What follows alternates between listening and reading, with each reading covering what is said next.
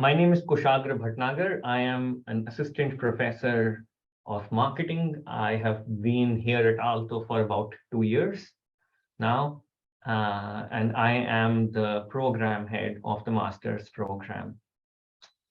And today, the point of today's interaction is twofold, is in some ways to share, what lies in the immediate/medium-term future of marketing, and why it might make sense for more of us to study marketing, to understand marketing better, and then sort of to drill down a little bit and see how much of that future is being captured by the Aalto Masters program, and why then this particular program may be interesting, engaging, illuminating, eye-opening for some of you who are joining us today from all over the world. So the presentation is set up in two parts. While the contents may seem slightly anemic, each of them encapsulates a significant amount of information, knowledge, perspectives, points of views. So I'm going to start with what we feel as a department, as a group of people who are hopefully experts in the field and understand where it has come from and where is it going. So I will start off by sharing some of our views on what is next. Where does marketing go from here in 2022? And then we will move on to why marketing at Aalto BIZ. The second question is a little more complex and multidimensional, more multidimensional than the first question. And you'll see how we've tried to break that down and deconstruct it so that you can get a better sense of what you might be in for if you choose to take the plunge at Aalto. So where next for marketing? I want to start off here with a quote that I found in a Forbes article. And you can see the date of the article. It's pretty recent, May 31st of this year. So it's not something that was in the last century. So what does this say? It says, oh, the future of marketing, more creative and customer-centric. And I think most of us believe this particular part. Of course, the future of marketing is more creative. Out of all the business disciplines, marketing lends itself to creativity most naturally, most smoothly. There is most definitely a strong connection between the creative industries and marketing. We can see just in our immediate lived reality how much of marketing, especially marketing creativity, is around us in all sorts of things, like the building up of a specific cinematic universe, or the building up of clear media worlds like the Harry Potter universe, which keeps on giving us more and more elements, but also in things like building up of brand franchises like Procter & Gamble or Unilever, which are strongholds of marketing. So most definitely more creative and customer-centric. Nobody can agree with that. Marketing at its simplest, at its most pared down, is basically about serving the customer as well as possible, giving the customer as much value as possible. So this is fairly, unproblematic.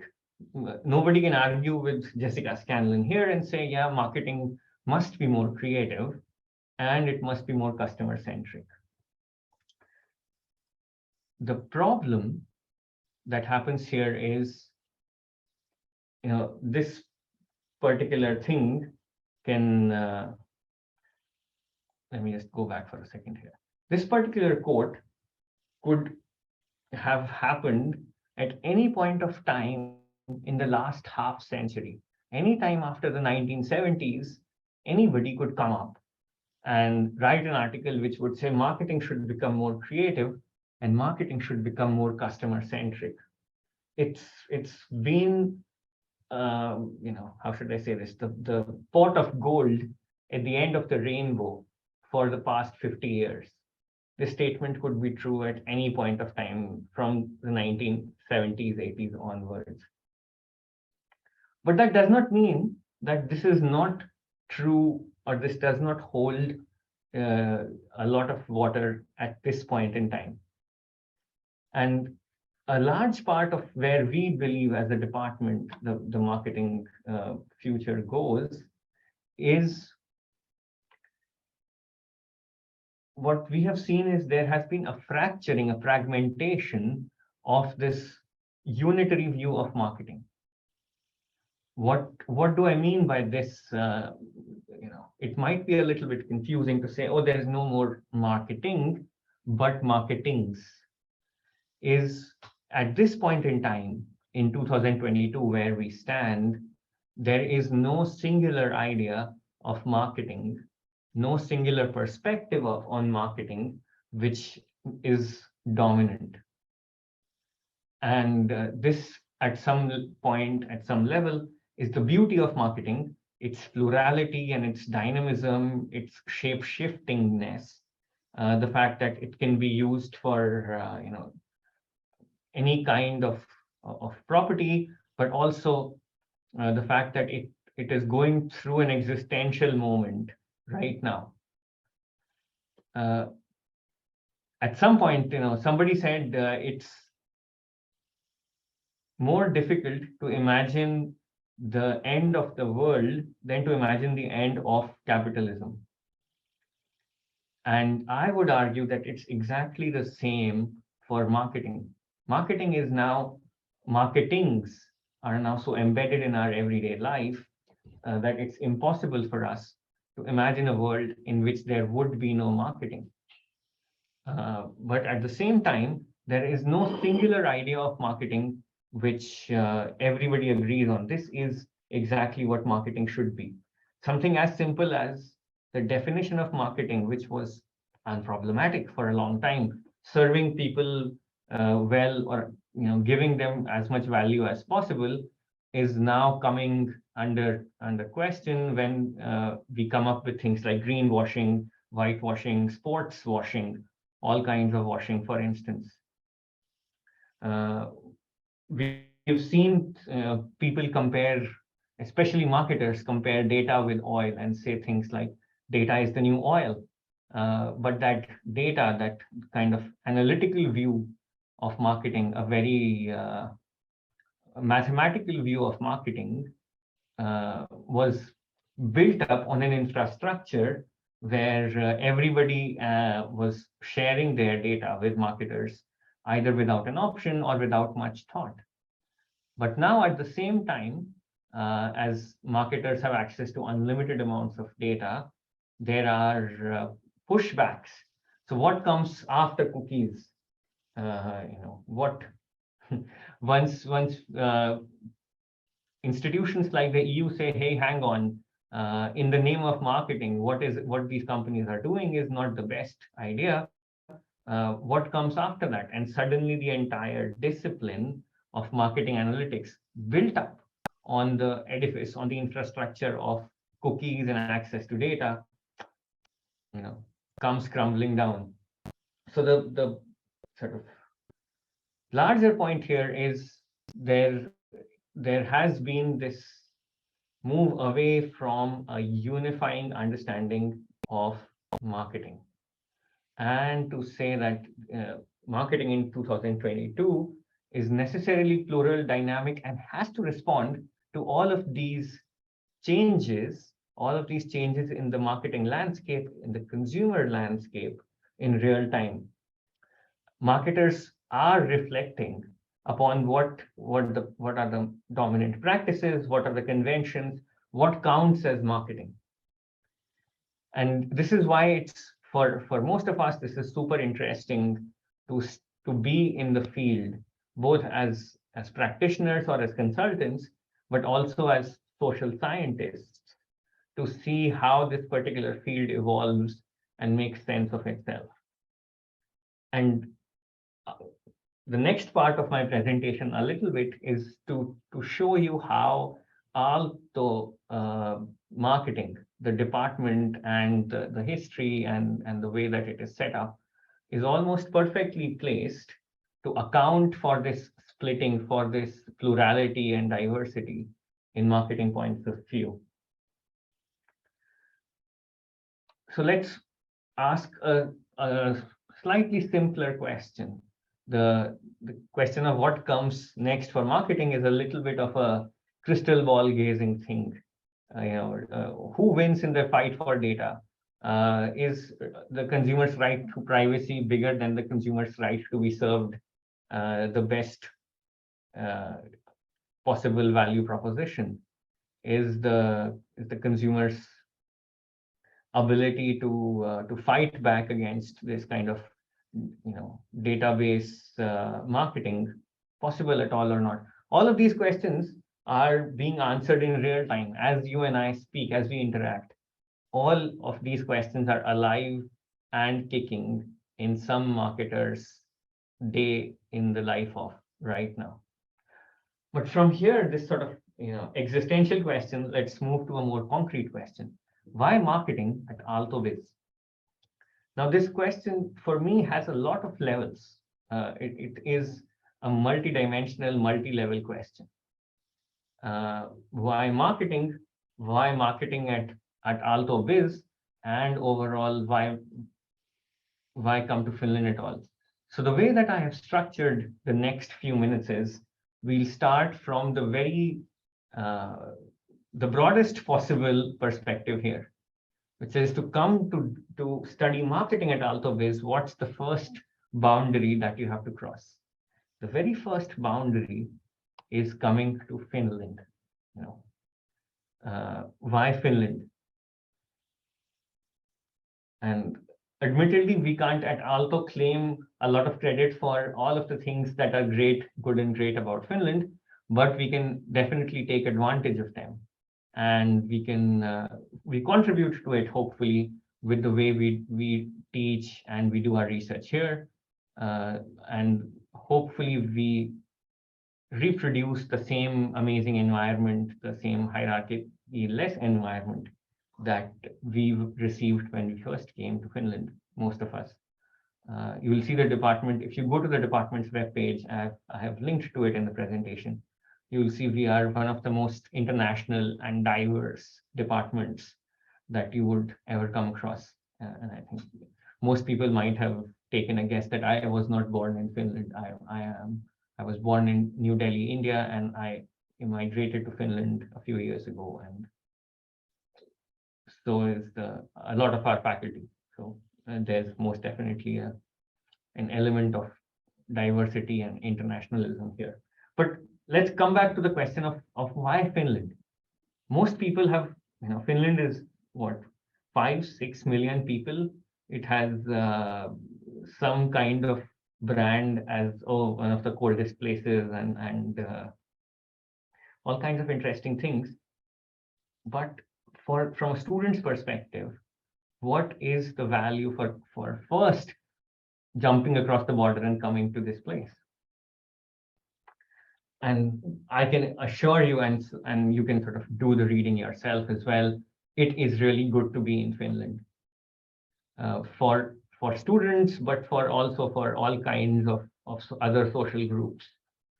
I am sure you have heard this now. I think we have been on top of this list of the happiest country in the world for the last 4 years, since 2018, and it may even be more than that. We are one of the most free countries in the world. We are the greenest country in the world, one of the most corruption-free countries in the world. You can see the list is long, and this is still like a cross-section of all the possible things that are great about our country. Long story short, it really is good to be in Finland. not just as a student, but also as as a friend, father, daughter, husband, wife, girlfriend, boyfriend, whatever. It's we'll get to the student experience in a bit, but just the experience of living in Finland. Most of us come to Finland thinking we'll stay here for a few years and then go back or move on, and it just completely grabs us. The country just grabs you and you can't go anywhere. And I can see it in real time with a lot of students that I see here who come with sort of the same understanding that they'll do some kind of studies and then move on somewhere to a more should I say this, a more well-known country. But yeah, Finland pulls you. And so from the numerical part here, let's also come back and deconstruct some of this. Finland is clearly stable, safe, well governed. Anyone who has seen our prime minister do amazing things in the current febrile political atmosphere must be a fan. It's for students, especially the second point, this whole idea of equality without hierarchy. I was born and brought up in India. I did most of my studies in India, and I can tell you it was a huge culture shock for me to realize how hierarchy-less the entire country, but most especially the educational institutions are. I can guarantee you I have not been called professor even once in my 2 years that I've been here. And all students just refer to me by my first name, which was something completely unheard of when I was back home in India and maybe also in some other cultures. But it's also great, not just for the fact that it's natural and safe and clean, but it's also very well connected to the rest of Europe. And you will see when we talk about the exchange studies part, you can see how this particular connectivity advantage helps our students quite a lot when it comes to understanding and going on exchange. But both, long story short, it's good to be in Finland, and the Finnish experience is unique, one of a kind, not just the narrow student experience, but the overall experience of being in Finland. And this really ties in to the student philosophy here, the idea, and again, at the risk of comparing it with other cultures, I would say that the Finnish student experience is much more broad-based. It's much more holistic than most other experiences that you would get. I think everyone understands here that being a student is not just about what you do in the classroom, and that the full spectrum student experience plays out both inside and outside. And not just in terms of, how many societies have you been a part of, or how many networking events did you go to, but a much more well-rounded growth of the individual here. And I think Aalto does a really great job of understanding and practicing this broad-based human capital view of students. And finally, Finland understands, and maybe with some other Nordic countries as well, that the right to higher education is one of the most transformational rights possible, and they want to make it as easy for you, as rewarding for you outside of the classroom as possible. So you have all kinds of interesting things being offered, student discounts on almost every experience possible, from lunch to public transport to gyms, museums. Finland has, I think, one of the highest per capita museum ratios in the world, and all of those museums will have a separate card or a separate category for students. Again, they understand. I think the thing that I was amazed with when I came here was how valuable was the category of the higher education student. Everyone understands the value of being a higher education student and wants to make it as easy and as rewarding as possible. So the links are here and you can click them at your own leisure. But the point is there is a whole host of student-centric advantages, benefits if you come to Finland. Now we go to the once you have crossed the border into Finland, let's go to the next institution that you would encounter if you were on this path, and that is Aalto.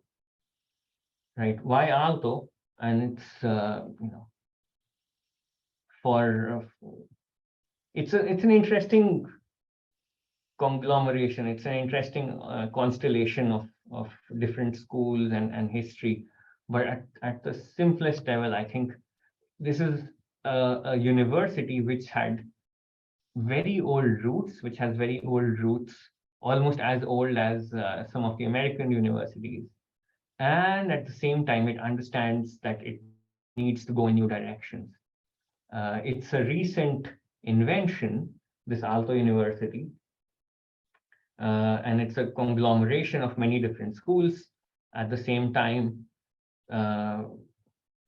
I think the part that amazes me and sort of makes me really proud to be part of this this institution, this university, is the fact that it has successfully managed to transcend its old roots and to escape some of the classical orthodox thinking that might have marred other historical universities, and it understands it needs to go in extremely new directions. And it's becoming a global brand. So I think I understand higher education at most, in most instances, is a branding question, a branding decision. When the rubber hits the road, in some ways it is about how well known your university is internationally, especially if you want to work outside Finland. Do people know about it? Do people understand what does it stand for? What kind of culture or what kind of rigor does the university provide? And we can see, even in the short history that we have had since 2010, that it is well on its way to becoming a global brand. You can see here some statistics and numbers, even though I understand that the numbers always don't tell the full story, but you can see that these are some impressive numbers nonetheless. We are amongst the best young universities in the world. We are already well on our way to becoming one of the most international universities in the world, which is amazing given how recent our birth has been. And what is not there on this slide is also in business and economics, we are amongst one of the top 50 universities in the world, if I remember my statistics correctly. So we are well on our way to becoming a global brand. And what kind of brand? And I think this to me is the spine of the entire university. It's an interdisciplinary place. Now, what do I mean by interdisciplinary? It's a big word, one of those $10 words. But what does it mean?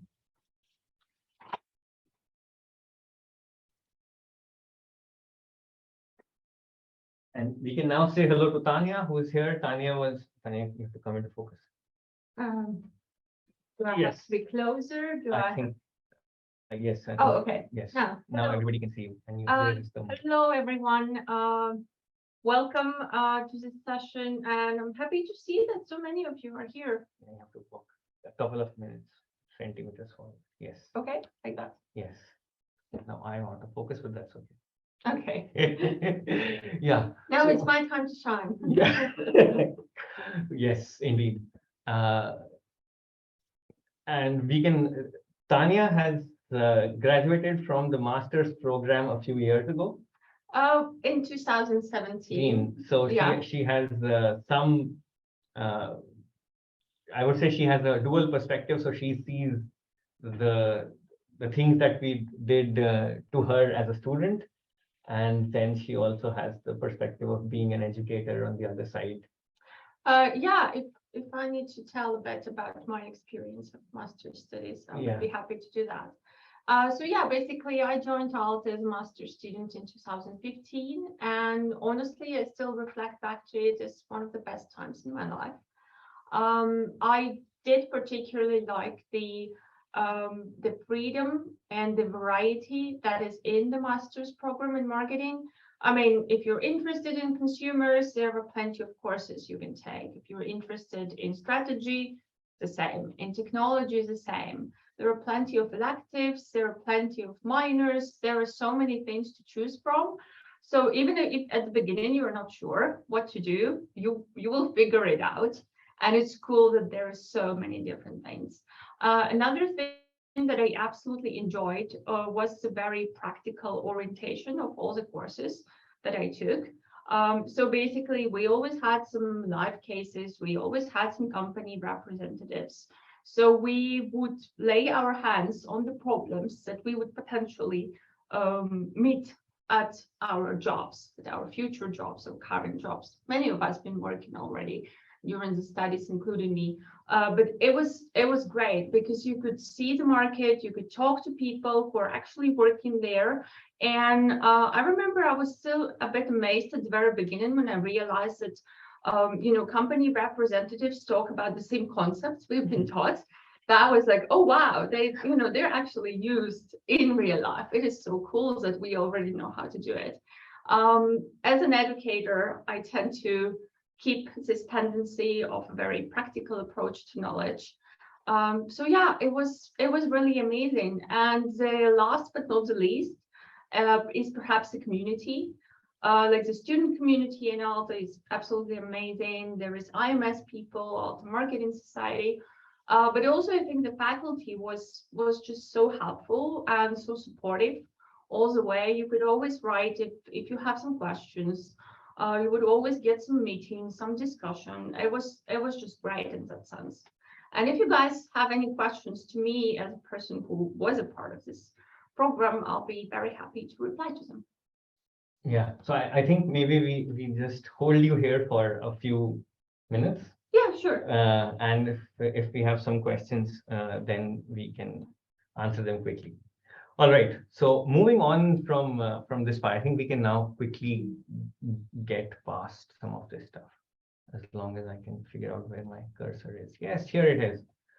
Yeah, and finally, yes, Aalto is a pretty unique place when it comes to what counts as the student experience. Low hierarchies. Tanya has already told us about it a little bit. If any of you have any misgivings about language, perish the thought.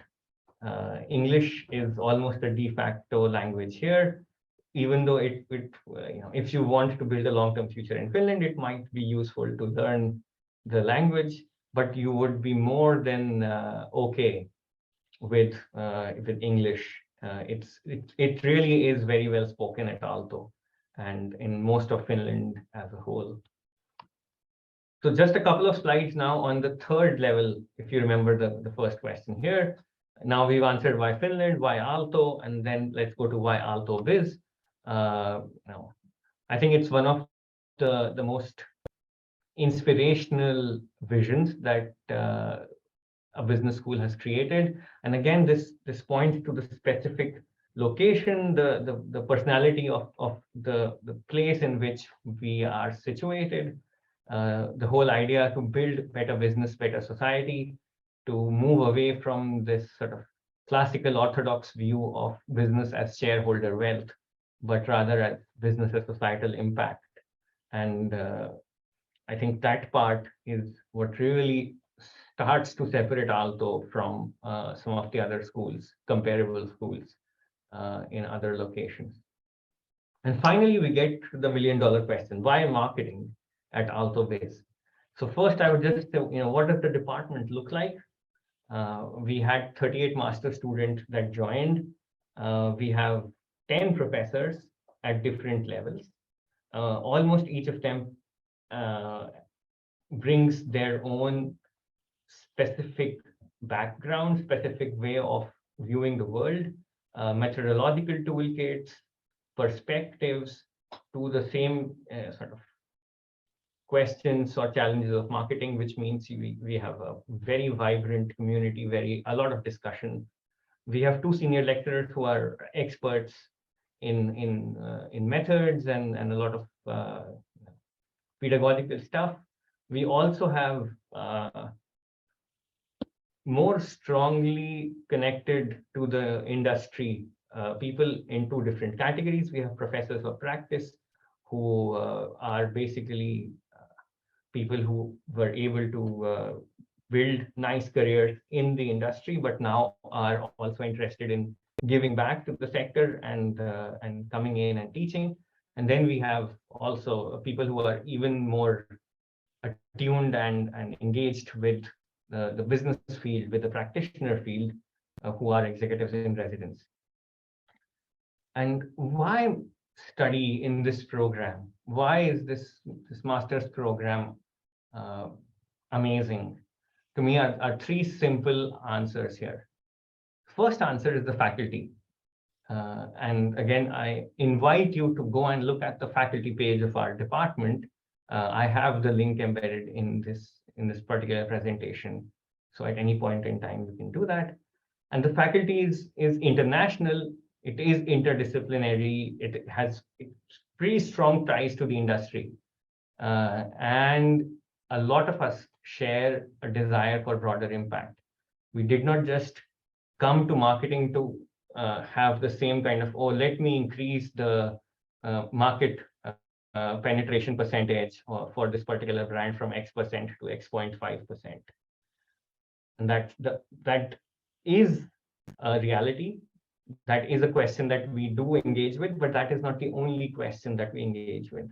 And I think this desire for broader impact animates a lot of us, and which reflects in the kind of courses we offer, on the kinds of research that we do, and also then in the kinds of supervision and relationships that the faculty has with students. The second, I think, big reason to study in the program is the kind of students that you will encounter here. And again, I think the student cohort, especially the master student cohort, is unlike you would find in many places. I think, especially at the master's thesis level, we do, most of us supervise 6 to 7 master's thesis a year, and we are blown away by how enlightened these students are, how plugged in to the contemporary debates and questions they are, how reflexive they are, how critical of the traditional orthodox view they are, and they're looking for new answers, looking for new challenges for marketing. And the Nordic countries, as some of you might be aware, are really taking the global lead when it comes to being responsible and sustainable. And nowhere is this truer than in our master's classrooms. I am blown away by some of the questions and challenges that people, students in my class, put forward when we are discussing some old books or discussing articles, and then they're like, oh, this particular person just overlooked this aspect, and I'm like, yeah, you were right. Wow. So I think it's a really, if you want to challenge yourself, if you want to really think outside of the conventional marketing box, this is a great place to come. And the third part, which to me is one of the most amazing places, is how quickly and strategically the attitudes to marketing are changing in Finland. Finland has a history as one of the best engineering nations in the world, as one of the best technological expert people in the world. And it was all engineering. There was this engineering mindset, and marketing was only the final makeup that you would put on a product. And this was the received view, And now, in the last few years, this view is changing. Companies, big companies, tech companies, gaming companies, even huge manufacturing companies are opening up to the value that marketing can bring to the table, and not just marketing as the last step in the value chain. And to me, this is, if you want to have an impact, most of us really want to have an impact, right? We don't want to look at our jobs or our lives as simply 9 to 5 stuff that we do. If we really want to have an impact, this is the place to be, to have that impact, because we can see change happening in real time here. We can see companies asking questions that they have never asked before. And here we have some solutions to offer. As faculty, as students, we really do have solutions to offer. So I think this changing practitioner ecosystem, especially in Finland, is a great way for our graduates to make an impact. And for I think these are the 3 top reasons why I would say it would be a great place for anyone to come and study. I think I'll skip through some of the stuff. We of course have all the best accreditations in the world. Our program structure is 120 credits, which includes a huge master's thesis, a very rigorous master's thesis of about 30 credits, which to me is, again, the absolute beacon of rigor and of creativity when it comes to students. Most of us as faculty, but also as students of marketing, find this part, the master's thesis part, really enjoyable. I mean, I could have done the entire presentation on the beauty of Finnish master's thesis and how it's really great, and you can spend months developing a particular idea and bringing it to fruition, all kinds of thesis in companionship with industry, but also questions that you wanted to answer on your own and found the time. So you are most welcome to ask me more about this part, either at the end of this presentation or later on, and I will be happy to answer. But it's the program structure itself is 120 credits with 85 core and 35 which are elective studies, which you can choose from a wide list. Again, you can find the list online. And when it comes to career opportunities, we can see that the degree pays off. And the school does quite frequent surveys with students to figure out their satisfaction, to figure out how well did the degree impact them, how much did the degree impact them in their professional life, not just immediately, but over a slightly medium-term time horizon as well. And these are just some figures that we were able to find from surveys for existing students. So you can see doing a degree does pay off in the immediate term as well as in the medium term for our students. And these are, we have a full-blown career planning service at the school level. What kinds of jobs have the marketing master students been able to do? And you can see there's a broad cross-section here. They are not just limited to being a brand manager or being some kind of data analyst, but this is a fairly wide variety of career profiles, career roles, not just in what we would think as typical marketing companies, but also in places like consulting companies or manufacturing. One of the things we've discussed a lot about in the recent past at the department is marketing is too important to just be limited to the marketing department. And I think that's something that you see here as well in the kinds of career profiles, job profiles that we have here in the master's program. And we have fairly interesting study facilities. We have a lot of place for people to come and study, but also we have this amazing campus with connections to tens, if not or hundreds, if not tens of startups around, and our students are doing all kinds of interesting projects with some of these companies, as well as this is a living campus. I was just finishing a course where a lot of research happened in the course of visiting different places in the campus, comparing and contrasting different customer experiences, for instance, already available in our campus. So the idea there is to have some kind of living campus experience and not just be limited to a lab or a particular area of physical location of studies. And maybe we are already a little bit running out of time, so I'll quickly jump through. But I also wanted to give you some flavor of the kind of thesis projects that some of our students do. This weird photo of lots of people in a stadium is actually taken from a master's thesis about the global diffusion of BTS as a marketing phenomena.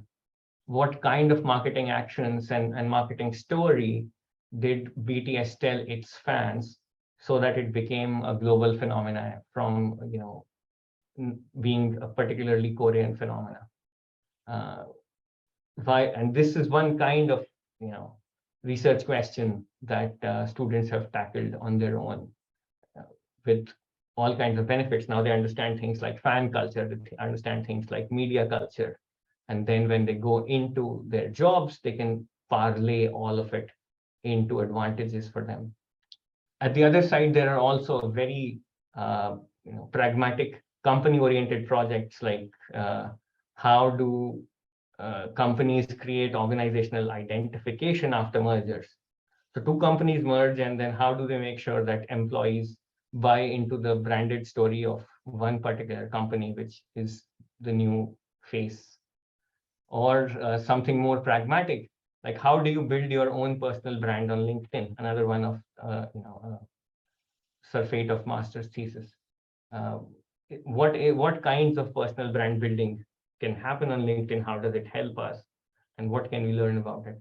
So you can see already from here the thesis project, which is the absolute epitome of studying and understanding marketing, has a fairly broad appeal. Our students have great opportunities for exchange. You can see these are just some of the countries that we have picked and chosen, but there are others as well, more than 50 countries to which Aalto master students have gone for exchange. Within the marketing setup, the exchange is 24 credits, and they complete 4 courses in the host university. And this is a great way for students to participate in other academic cultures as well as other cultures, and sort of compare and contrast what they learned here from what they study in other places. And I understand we are running out of time, but still I just wanted to share with you a couple of student stories and an alumni story. And so this is Anna Denisova, a third-year student in the master's program. And you can see from her testimonial here, the idea that the master's program equips her with this bigger picture where she can make sense of it. And you can connect this part to all the things that we discussed earlier about the faculty, that the fact that we are diverse, we are international, we are interdisciplinary, we come from different perspectives. You really are able to pick and choose and push yourself so that you can see marketing from multiple perspectives at the same time. So, marketings and not marketing. Similarly, another student, and you can see here as well, something of the kind that Tanya was saying, that the class had concrete uses in the real world, and she could implement what she learned immediately in the future career. And this is, like Tanya said a little bit, some of our students already start working while they are doing their masters. And you can see here the impact that being at Aalto and doing all those interesting projects helps the students get a job or get some kind of part-time work quickly. And she also tells us of the fun times that she has had at exchange, and in some ways reiterates what Tanya had to say. And finally, I also wanted to have an alumni story. And this is a guy who did one of the most interesting master's thesis, which was about the connection between brands and secrecy. And he told us at the end of that it would have been impossible to do this kind of thesis in most places that he had gone, even on exchange. And if you read here, like all the things that we talk about, the fact that marketing is a social science, not just a practical set of tricks or tools, comes alive here. So the fact that he understood some fundamental truth in marketing and in business has given him an amazing advantage over others. So if you see the last line of his testimonial, you can see how, again, this multi-perspective, future-facing, non-conventional, non-orthodox understanding of marketing has helped him stand out as as an employee in his organization. And finally, I wanted to say, a plug-in for Aalto Marketing Society, which is one of the best, I would say, student unions. Is it a student union? Student organization. Student organization, and it organizes all kinds of interesting activities. I don't know whether it's compulsory to join, but I think most people do join. No, it's voluntarily, but we do recommend you to join because they do organize great events, collaborations with the companies. You can sometimes get internship just by coming to their event and talking to company representatives. So I think they also, if we are able to take care of the pedagogical and the critical and the philosophical, as Henrik Voksen was telling us, part, then some of the more practical aspects of being a marketer, of doing marketing, of putting it in practice, is taken care of by Aalto Marketing Society. And again, it's one of the oldest school groups that I have come across here.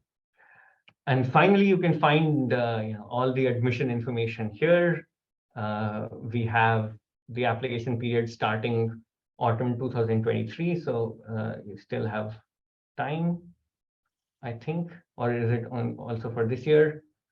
We have some tuition fee, but the department also and the school also offers scholarships for high performing students.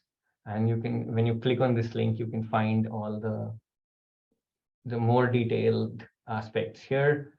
We have two email addresses here. One of them is mine, and the other is the learning services specialist for our department. You can write to any one of us if you have specific questions, and we would be happy to answer them. And actually, I think this should be applications begin autumn 2022 and not 23. Just picked it up from the website. And I think that brings us to the end of this presentation from our side, and I will be happy to take any questions. And if we have anything for Tatiana, sorry, Tatiana or Tanya, we can take care of that. So we have a question from Umair, who's asking us if his background is in engineering or totally different. Is it still possible to get acceptance from your program economics at MSc level? The answer to that, Umair, is yes. You do not need to have a background in marketing or business to apply to our program. Only this year we have gotten people from outside of the business school environment. It may be that you sort of have to give us some evidence that that you understand the field a little bit. It may be through your experience. It may be through your the work that you have done since you graduated from your bachelor's degree. but it is not a deal breaker. As an example, I have a background in engineering, and I did, even though not from here, but I did then my master's in business. So it's not a deal breaker at all. Okay, same question. The next question is again for Umair. Finland business marketing graduates are in abundance compared to demand. Job seeker.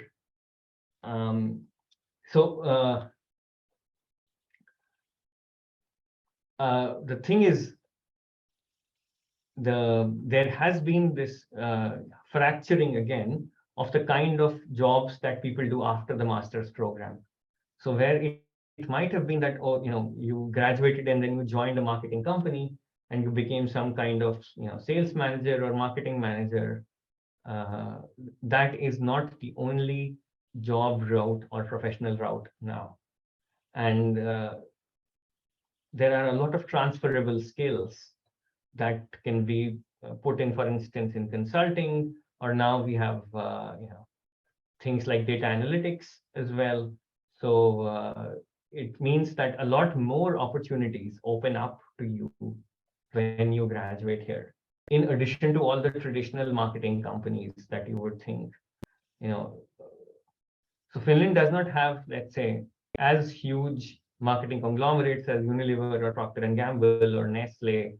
We have some homegrown brands, but there is also, it's one of the most dynamic startup environments in the world. Otaniemi, where the campus is situated, is one of the most dense startup environments in the world. And I always tell any startup, start up with the brand. The whole idea is that if you begin with the brand, then most things are okay after that. So most young people, young companies understand this, and then the demand for our graduates, for master's graduates, is then most definitely not less than supply in any way. I think, in fact, if you look at the statistics, almost 96% of our graduates get a job immediately, or even while they are studying to be a master's, what should I say, a master's student most of the time. Okay, Aska, the school does not provide campus accommodation. I think the idea is you apply on your own. Yes, but there is a student union for Aalto University called AYY, and as a student you can apply to student housing, and well, you are never certain if you would get it 100%, but most likely you're gonna get it. It's going to be some sort of either a room or a small apartment for a fairly small price compared to the private markets, and that is organized by our student union. So there are no directly campus accommodations provided, but you can always leave the request and the team will try to find you one. Yeah, so in this, I think it may be a little bit different than how it works in Asia, where most people get a room in a hostel somewhere guaranteed with their admission. Here, the two are slightly distinct from each other, but nevertheless, the student union really does help. Yes, absolutely. They have a great program. You can apply as long as you got the confirmation that you are a student. You can contact them, leave your application, and they will try to find you accommodation. And their prices are much lower than the private market prices in the Helsinki capital area. And then we have another question from Emmy. Any scholarships from international students? So yes, there are a few scholarships that the department gives, which range from 50% to 100% of the tuition fee, which is usually 15,000, and it depends on the academic performance of the students. And when you actually put in the application, the system does ask you about your desire to apply for a scholarship or not. And this year, for instance, we have offered 4 or 5 scholarships to deserving students. but those scholarships are based on academic achievement or merit. So yes, you can apply and you can get it. Okay. International students can apply for scholarship. Ethel has answered. And okay, Randolph, I am not fully sure about this. Maybe I think you can. Yeah. At least when I was applying, I applied for various ones to see in Aalto, Mhm. and then you're supposed, in your application, you're supposed to provide a ranking of, what would be the most preferable one for you. And then, yeah, when you get the results, you basically get told, well, in my case, I enrolled in all the programs that I applied for, so I got to choose which one I want. So you can, or at least back in the days, you could do it, so I'm pretty sure yeah, you can still do it. So you can apply to multiple programs and then choose. If you have been selected in more than one, then you can choose which one do you want to continue with. Okay, I think we can resolve the answer here. Done. Okay. See.